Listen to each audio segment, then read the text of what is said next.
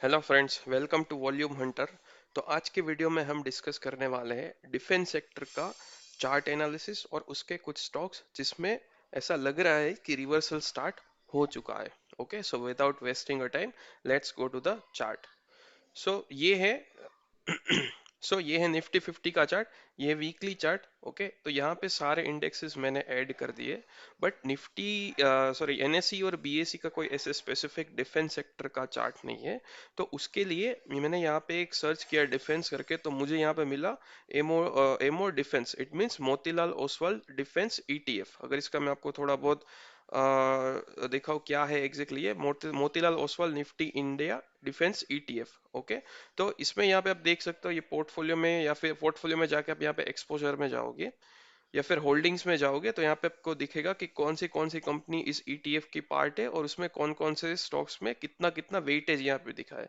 यहाँ पे आप देख रहे हो, फर्स्ट है एचएल, उसको 20% दिया है। फिर ये बीईएल उसको दिया है, सॉरी हाँ बीईएल उसको दिया है 19% अराउंड। फिर सोलर इंडस्ट्रीज उसको दिया है 16%।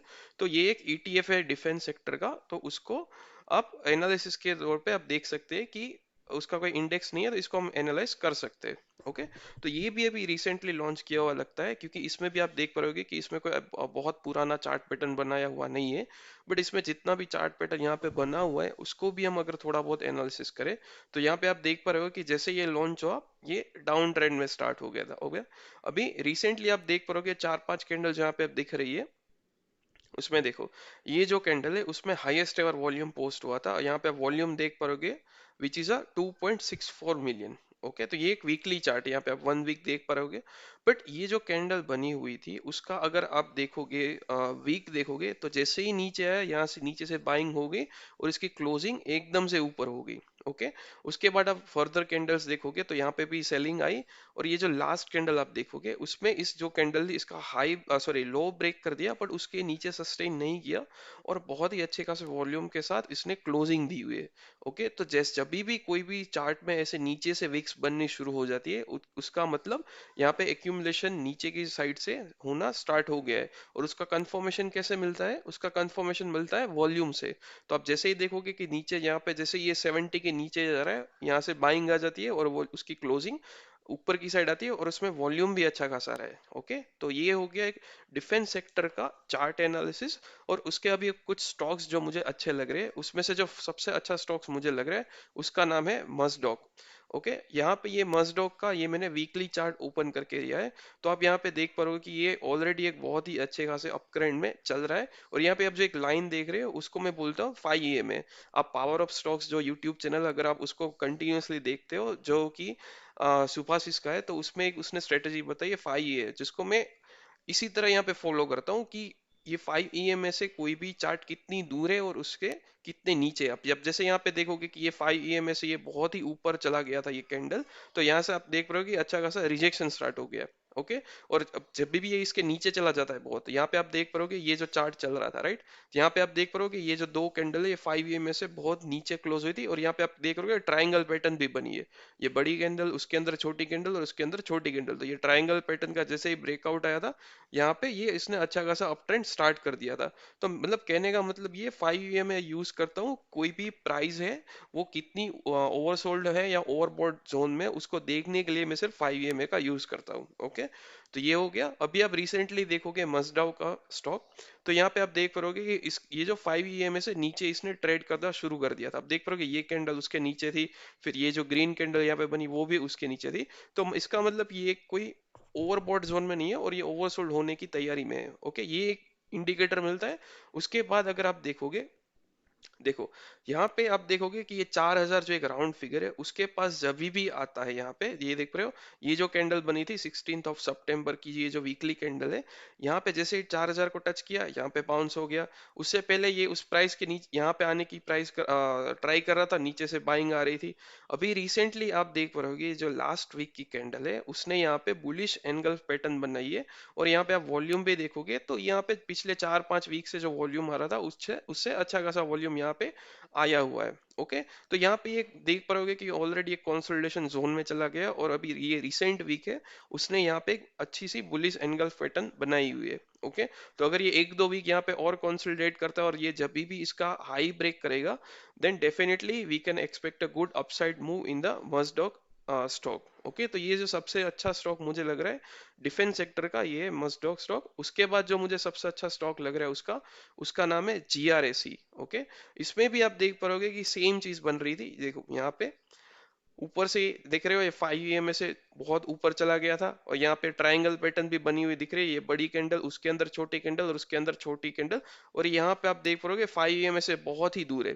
तो इस तरह से कोई भी स्ट्रोक होता है उसमें आप रिवर्सल देख पा रहे होगे कि 5 EMA से बहुत दूर चला जाए और जब भी उसका लो ब्रेक करे तो पॉसिबिलिटी उसकी बहुत हाई है कि यहाँ से उसका डाउन ट्रेंड या फिर करेक्शन शुरू हो सकता है। डाउन ट्रेंड तो नहीं बोल सकते बट करेक्शन यहाँ पे हमें दिख रहा है क्योंकि ये अच्छे खासे अप ट्रेंड में चल रहा है और यहाँ पे ये स्टॉक करेक्ट हुआ है। ओके, और अभी रिसेंटली आप वीकली कैंडल इसकी देखोगे तो कैंडल की साइज आप देख पा रहे हो कितनी छोटी छोटी होने लगी और यहाँ पे एक्यूमुलेशन स्टार्ट हो गया ऐसा दिख रहा है। क्यों एक्यूमुलेशन में बोला, क्योंकि यहाँ पे आप देख पा रहे होगे जैसे ये जो जब भी कोई ऐसे दो बड़ी ग्रीन कैंडल बनती है, ओके, तो ये जो सेकंड कैंडल का लो होता है ना उसके आसपास यहाँ पे सपोर्ट जोन को मैं एज ए देखता हूँ, क्योंकि ये मैंने बहुत सारे स्टॉक में एनालाइज किया है कि जब भी कंसेक्यूटिव दो कैंडल बनती है और जब स्टॉक करेक्ट होकर उसी लो के पास फिर से आता है तो यहाँ पे फिर से हमें बाइंग देखने को मिलती है। ओके, तो यहाँ पे जैसे ये लो के आसपास देख रहे हो जैसे ये आता है यहाँ पे एक्यूमुलेशन स्टार्ट हो गया। यहाँ पे आप देख पाओगे 3-4 वीक उसने कंसोलिडेट किया। यहाँ पे आप देख पाओगे बुलिश एंगल पैटर्न भी इसने बनाई थी यहाँ पे।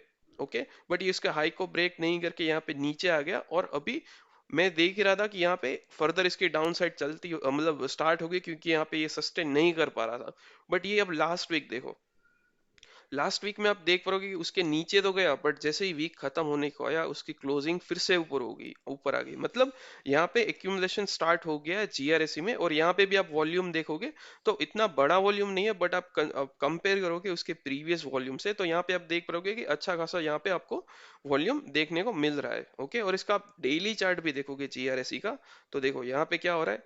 देखो जहां पे जब भी सेलिंग आ रही है तो सेलिंग वॉल्यूम आप देख पा रहे हो कितनी छोटी छोटे वॉल्यूम के साथ आ रही है, बट जब भी बाइंग आ रही है तो आप यहाँ पे वॉल्यूम देखो, यहाँ पे वॉल्यूम देखो, फिर ये जो यहाँ पे बुलिश एंगल पैटर्न बनी थी उसका वॉल्यूम देखो। अभी रिसेंटली ये यस्टरडे जो इसने अच्छी खासी 8% की यहाँ पे अपसाइड मूव दिखाई थी उसका वॉल्यूम देखो। तो ये क्लियरली दिख रहा है कि यहाँ पे जो बड़े प्लेयर है उस यहाँ पे एक्यूमुलेशन उन्होंने स्टार्ट कर दिया है। तो अगर आने वाले टाइम में जब भी यहाँ पे ये इसके हाई को ब्रेक करेगा then we can consider this stock as a good pick for the further days. Okay, और अगर ये आने वाले टाइम में इसके नीचे क्लोज देता है जो कि राउंड फिगर है 1500 यहाँ पे, तो फिर ये फिर से क्या बोलते हैं टेक्निकली वीक हो जाएगा। ओके, तो ये हो गया जीआरएस सेकंड स्टॉक। उसके बाद है जेनटेक।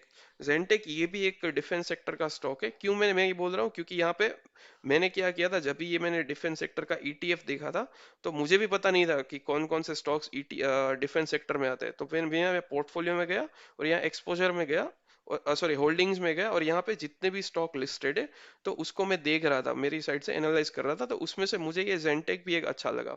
ओके, और ये फंडामेंटली भी अच्छा स्ट्रॉन्ग है। क्यों मैं ऐसा बोल रहा हूँ, देखो जेनटेक का अगर मैं यहाँ आपको फंडामेंटल्स दिखाऊं, कोई भी स्टॉक्स का अगर फंडामेंटल एनालिसिस करना चाहते हो तो जेनटेक कोई स्टॉक लो, उसका उसके बाद लिख दो स्क्रीनर। तो स्क्रीनर डॉट इन जो वेबसाइट है बहुत अच्छी है, यहाँ पे आपको फंडामेंटल भी दिख जाएगा। और यहाँ पे आप देख पा रहे होगे कि कहाँ गया मैं, जो एक इसकी आर ओ ई जो होती है वो ऑलमोस्ट 40 के अराउंड चल रही है। मैंने देखा था, just a second I will show you. हाँ देखो ये आर चल रही है, यहाँ पे देखो करंटली 46 की आर चल रही है which is a very good. और यहाँ पे आप शेयर होल्डिंग पैटर्न्स भी देखोगे तो यहाँ पे आप देख पाओगे कि एफ ने भी इसमें इसका स्टेक 3% से बढ़ा के 5.72 कर दिया है और डीआईआई में भी देखो 3.37% से इंक्रीज करके 8.05 कर दिया है। यहाँ पे आप देख रहे हो प्रोमोटर्स ने उसकी होल्डिंग्स कम की है बट जो भी होल्डिंग्स उसने 4% से कम किए वो गई है एफआई और डीआईए के पास। और यहाँ पे आप पब्लिक होल्डिंग देखोगे तो वो भी 3% से कम होके बड़े बड़े प्लेयर्स के हाथ में गई है। ओके, तो अगर जेनटेक का अगर चार्ट मैं आपको दिखाऊं तो ये इसका वीकली चार्ट। यहाँ पे आप क्या देख पाओगे कि ये अप ट्रेंड में था और यहाँ पे उसने ऊपर से रिजेक्शन दिया बट अब रिजेक्शन दिया उसके बाद देख रहे हो यहाँ पे छोटी छोटी कैंडल्स बनने लगी, और अभी लास्ट वीक उसने यहाँ पे अच्छी खासी एक बुलिश मोमेंटम के साथ एक बड़ी सी ग्रीन कैंडल बनाई है। ओके, और ये कैंडल कौन सी है? Bullish engulf pattern. आप देख पाओगे ये जो कैंडल बनी है, इसका लो उसकी प्रीवियस कैंडल के लो से कम है, और इसका हाई उसकी प्रीवियस कैंडल के हाई से ज्यादा है, which means it is a bullish engulf pattern. और यहाँ पे 4 या 5 वीक्स का कंसोलिडेशन करने के बाद इसने अच्छे खासे वॉल्यूम के साथ यहाँ पे ब्रेकआउट दिया है। और इसका मैं अगर आपको मंथली चार्ट दिखाऊं, देखो मंथली चार्ट में आपको क्या दिख रहा है, ये 5 EMA से बहुत दूर थी, तो आई वॉज वेटिंग कि यहाँ पे थोड़ा बहुत करेक्शन होगा, बट यहाँ पे करेक्शन हुआ ही नहीं, और फिर से यहाँ पे फर्दर यहाँ पे आप देख पाओगे कि अपसाइड रैली स्टार्ट हो चुकी है। ओके, तो अगर आने वाले टाइम में जब ये इसका हाई ब्रेक करेगा, then I will consider this stock as my good pick. Okay, और उसके बाद जो लास्ट स्टॉक जो इसका मुझे अच्छा लगता है वो है कोचिन शिपयार्ड। इसमें भी आप देख पाओगे सेम एनालिसिस है मेरा। देखो यहाँ पे ये अच्छे खासे अप ट्रेंड में चल रहा है, यहाँ पे आप देख पाओगे यहाँ पे ये ऊपर गया था, फिर यहाँ पे इसने करेक्शन किया था, और उसके बाद फिर से इसने यहाँ पे रैली स्टार्ट कर दी थी। तो अगर मैं इसका सपोर्ट जोन मार्क करके दिखाऊं आपको, यहाँ पे देखो ये हो गया इसका सपोर्ट जोन। ओके, क्यों सपोर्ट जोन है? क्योंकि यहाँ से ऊपर गया, यहाँ पे उसने करेक्शन किया, और फिर ये लो बना के यहाँ पे से ये ऊपर चला गया। ओके, और यहाँ पे आप देख पाओगे कि इसने करेक्शन स्टार्ट कब किया, ये जो 5 EMA जो यहाँ पे आप देख पाओगे, उसकी ये जो वीकली कैंडल है वो उससे बहुत दूर थी, उसका जो लो था उससे बहुत दूर था, और जैसे ही उसके नीचे यहाँ पे क्लोजिंग मिली, आप देख पाओगे करेक्शन इसका स्टार्ट हो चुका था। ओके, और अभी रिसेंटली आप देख पाओगे ये सपोर्ट जोन के पास जैसे ही आया, इसका सपोर्ट जोन क्या है, इसका लो क्या है, 1630 रुपीज। तो इसको यहाँ पे अगर मैं थोड़ा सा सही से ड्रॉ कर दूं, देखो ये अराउंड 1660 के आसपास आ रहा है। तो जैसे ही इस प्राइस के आसपास आ रहा है वीकली चार्ट में, आप देख पाओगे कि बाइंग शुरू हो जाती है। देखो ये जो 3 वीक पहले यहाँ पे इसने कैंडल बनाई थी, वो जैसे ही इस प्राइस को टच किया, यहाँ से अच्छी खासी बाइंग आ गई, बट उसके बाद ये सस्टेन कर नहीं पाया, तो उसके बाद ये दो सेलिंग कैंडल बनी, और अभी रिसेंटली आप देख पाओगे इसकी ये जो सपोर्ट जोन है उसके नीचे ये गया था, बट क्लोज नहीं कर पाया, और यहाँ पे आप देख पाओगे कि नीचे से भी अच्छा खासा रिजेक्शन आ गया, और ये जो कैंडल थी इसका लो बने उसके नीचे भी ये क्लोज नहीं दे पाया।